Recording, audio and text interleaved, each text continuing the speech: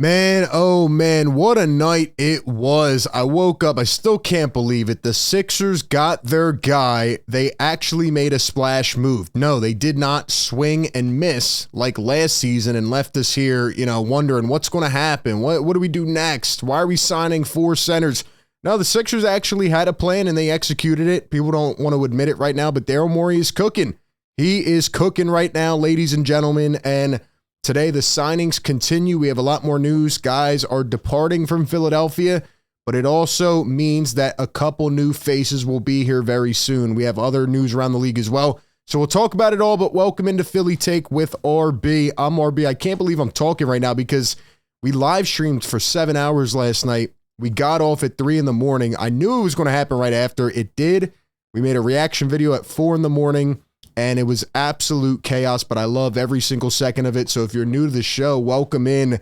Get used to it, man. This is what we do. And what a way it was to start out the day by seeing this bad boy right here. Paul George wearing an Allen Iverson shirt during his free agent meeting. Like I said last night on the show, when we began at like 10 p.m., it was going to happen. All signs led to this, right? The Magic signed KCP. Clippers literally announced, I'd never seen this happen, a team announce that their guy is not coming back before he signs. We knew it was happening. It was just a matter of when. And look at that, man, rocking an AI shirt. You got to love it. Like, get integrated into the city.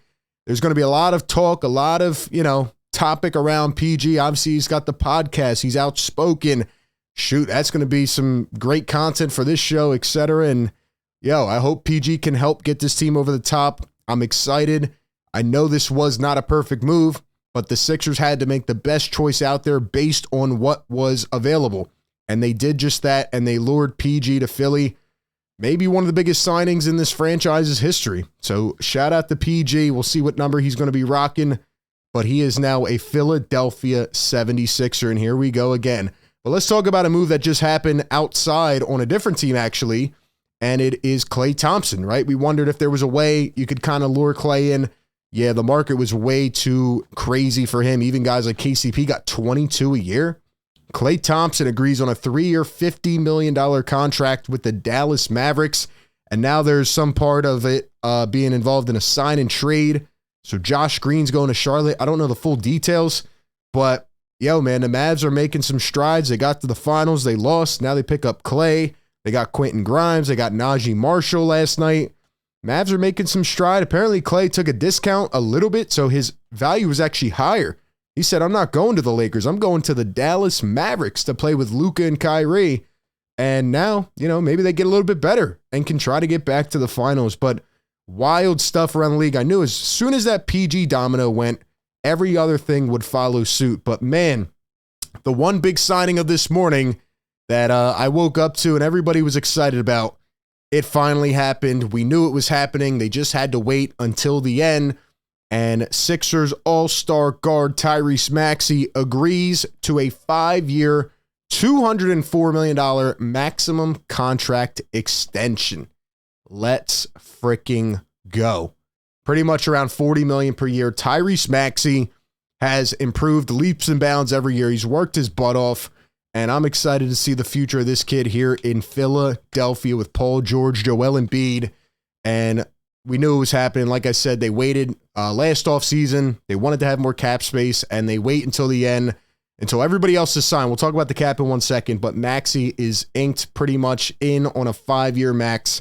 So shout out to Mad Max. And in addition to that, here's what the Sixers have done. In case you've been sleeping under a rock, their total signings, they signed Paul George to a max. They signed Tyrese Maxey to a max.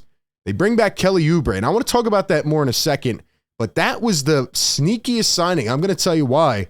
But they also signed Andre Drummond to a 2-year, $10 million contract, $5 million per year, which will use cap space, and they signed Eric Gordon using a vet minimum. Now, the Kelly Oubre deal is actually really insane because he signed for $8.1 million pretty much per year. And that is a bargain for what Kelly Oubre did. We were talking about this guy getting 10, 12, maybe even $13 million per year. And Kelly Oubre bet on himself. He took a 1-and-1 deal. He's got a player option on year number 2. So after this next season, he will be able to test free agency if he wants again. And he's pretty much betting on himself having a better market. But the way he stepped up, the way he delivered when this team needed, I know he had a bit of a rough stretch in the playoffs, but overall, K9 was incredible, man. And his energy, just his vibe is amazing. And he's a great defender for this team. He's going to fit right in at that 2 guard if he starts. We'll talk about that more as well. But Kelly Oubre's back, and some of these other guys going off the board got more than Kelly Oubre. The Najee Marshalls. We'll talk about another player in a second that got more than Oubre. Oubre took a discount for this team. He fits right into that room exception, and shout out to him.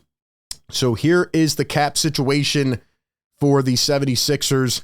Keith says that waiving Paul Reed is already factored into the projection here if they do that. But here is the cap right now with the 76ers, and they have $9.2 million in cap space. Okay, 9.2. Can that get you one good role player?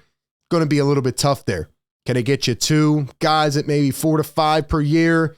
You know, go out, get a couple of these guys that could be gems, maybe trying to test the market next year as well. Sure, I'm going to be interested to see what they do with this cap space. But as it says right here, Kelly Oubre will use the room exception, and Eric Gordon will be signed with a vet minimum. So they will not count towards that. And 9.2 left after. What do they do? We have one big question, if we're being honest, and that is what happens at power forward. Because, ladies and gentlemen, he's gone. He's gone. It's official. I saw this morning. I predicted it. I said he was going to the Pistons. Now, I thought he was going to get 18 per year. He got 26 million per year. What are the Detroit Pistons doing? I feel bad for Piston fans. I really do. Tobias, congratulations. Shout out to you for getting your money. Happy for you, man. But what? An ideal fit on the floor and in the locker room for a young developing roster. 26 million per year. How does he keep doing this? He has the best agent I've ever seen in my life.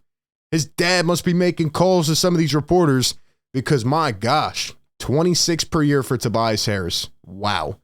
Wow. Shout out to Toby. But now Sixers have a void at power forward. They finally have an option to go out there and bring somebody in who hopefully could be a better rebounder. Do you maybe get a guy up to 9.2 million that can do that? Who do they get? Because the Sixers have had a rebounding issue for years now.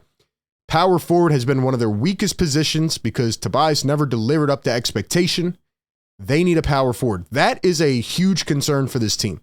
They need to find a dog that they can just plug in, be an excellent rebounder, do all the dirty work, almost like Aaron Gordon-esque, and they need to find that guy. They need to find a hidden gem. So who will it be? I don't know. I mean, we can go to the free agent list right here. Here's all the power forwards. These guys already re-signed. Jalen Smith got signed. Who else, man? Is it going to be Kyle Anderson? Kind of old and slow. Taurean Prince? Markieff Morris? What about Marcus Morris? Can we bring Morris back? Dario Saric, should we bring him back? Who's it going to be? They need to figure this out. I hope it's not Rocco. He's just too injury prone at this point. But who knows if he'll even have a market. I guess we'll have to wait and find out about that. Now, in other news, another free agent left. Last night on the show, we were reacting live, and they said Nicholas Batum will not return to the Sixers. I said, what does that mean? I've never seen a report like that. Tell us where he's going. Well, we got the news. Nicholas Batum has agreed to a 2-year, $9.6 million contract to join the Clippers. He didn't really want to leave LA, and shout out to him and his wife. They were absolutely great while they were here.